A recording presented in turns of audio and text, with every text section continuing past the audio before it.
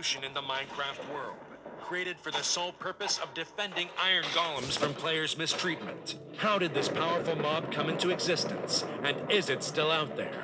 Find out as we explore the story of the Blood Golem. After the era of the ancient builders, the Minecraft world existed in relative peace for centuries, with each creature playing its role. A natural balance emerged between mobs. Wolves hunted sheep, wandering traders cared for their llamas, zombies sought out villagers, and iron golems protected them.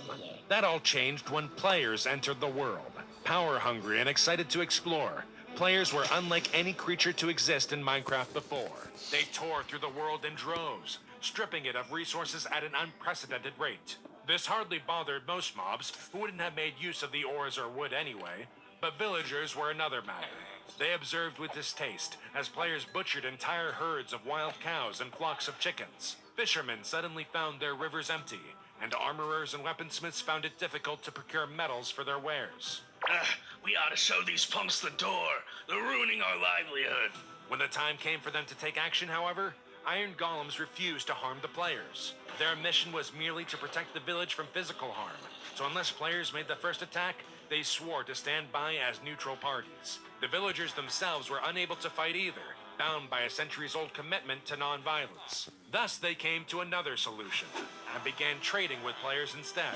In most cases, this worked well for the villagers, with some players even offering to build walls to help protect them from invading zombies. But the golems and villagers learned the hard way that not all players behaved so courteously.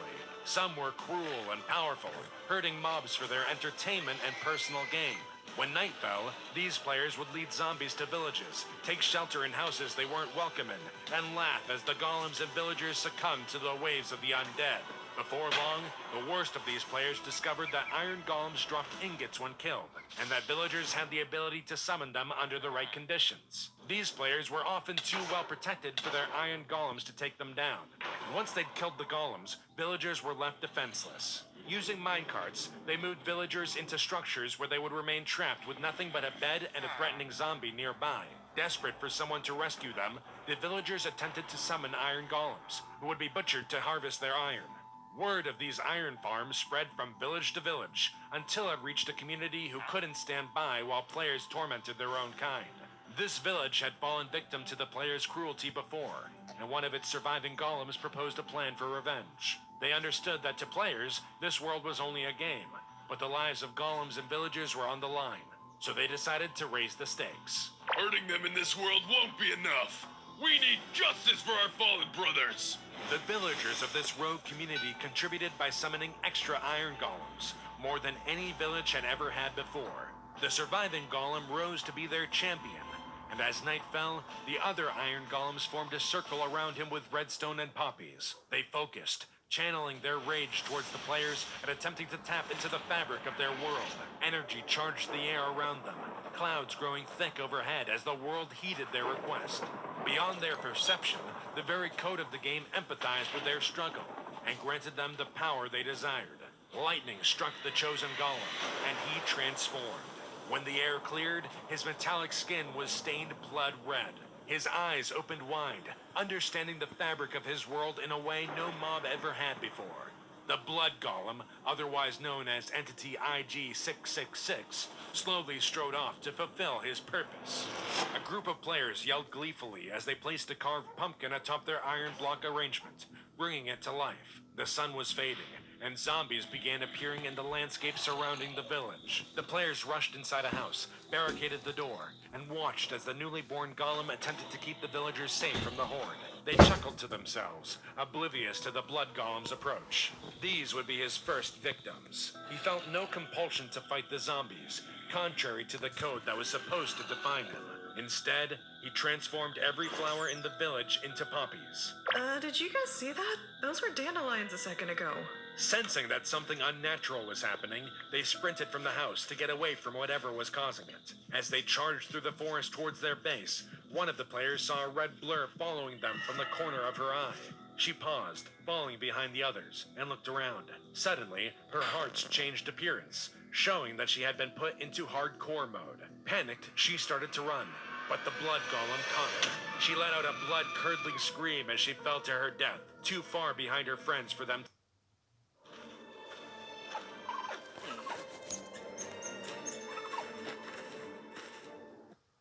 even notice. Near the end of their frantic run to safety, they rounded a corner to see their base ablaze. From the shadows, the Blood Golem watched as they rushed to extinguish the fire he'd started. But it was too late. Their chests had been burned, their valuable items destroyed. Only after the last flame had been put out did they notice that one of their group was missing. The remaining players huddled together, debating which of their friends could be behind the fire, assuming that they were being pranked. They decided that the missing player was behind all of it, though they still felt anxious about the whole encounter. They pushed thoughts of a more sinister attacker from their minds and decided to relocate before building a new base. By morning, they'd found their way to an open plain. But as they began to gather materials for new tools and weapons, they felt like they were being watched. Tension rose between the players until one of them spotted something strange in the distance. Though there was no village nearby, a strange golem stood staring at them. They'd never seen a mob like this before and approached him to investigate. But their curiosity ran dry when they realized that his skin was stained with blood. The group started to back away when the Blood Golem spoke. You left me to be destroyed by monsters. Now die. He closed the distance between them as the players equipped their salvaged diamond swords and summoned the bravery to fight for their lives. Their vision deteriorated as the golem struck them, applying a blindness effect. The players knew that this effect was only supposed to be used in the deep dark. Panic set in as they blindly slashed at the air around them, trying to kill the golem with unexplainable powers. The Blood Golem switched their game modes to hardcore before killing one of the players. He teleported the last player to a netherrack island, leaving him dazed and alone. He attempted to teleport back to his base, but he found that his ability to use commands had been removed. This shouldn't be possible. Whatever this thing is, I'll need help to bring it down. Time to call in some reinforcements. The last surviving player of the Blood Golem's attacks made his way back to the overworld using a ruined nether portal. He was joined by several new players who he'd called in to help him fight the Blood Golem, though none of them believed his story. Despite his pleas, they remained convinced that it was impossible for Minecraft to have an undiscovered, bugged mob. The Blood Golem watched from a distance as his victim failed to sway his friends.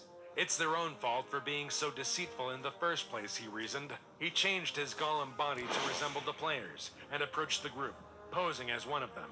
After some questioning about what part of the server he came from, the group allowed the new player to join their hunt for the Blood Golem, but he failed to win over everyone's trust.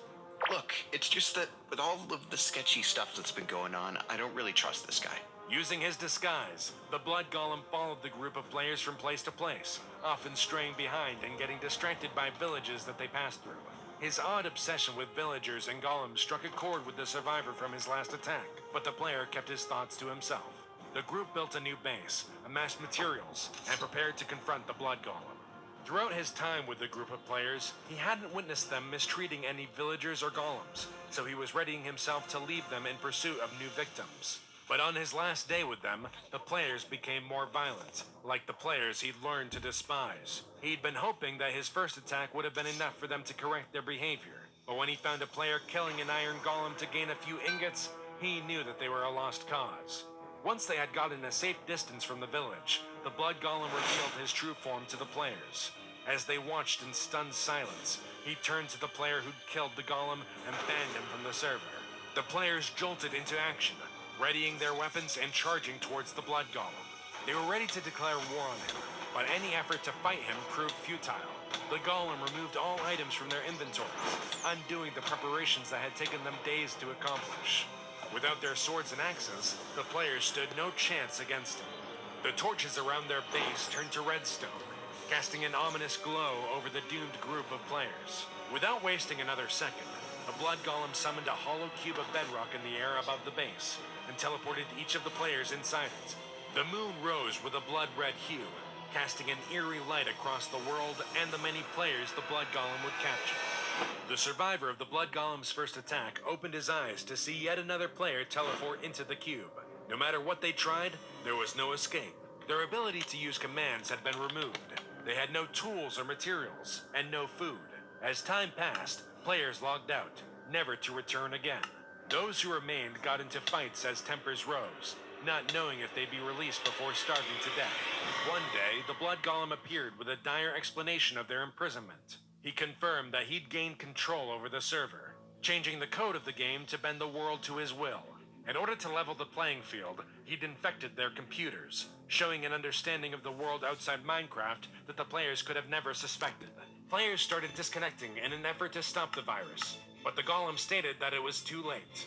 Logging out will only ensure that you never return to this world. The villages will finally be safe from you. He vanished, leaving his cube of players in a panic.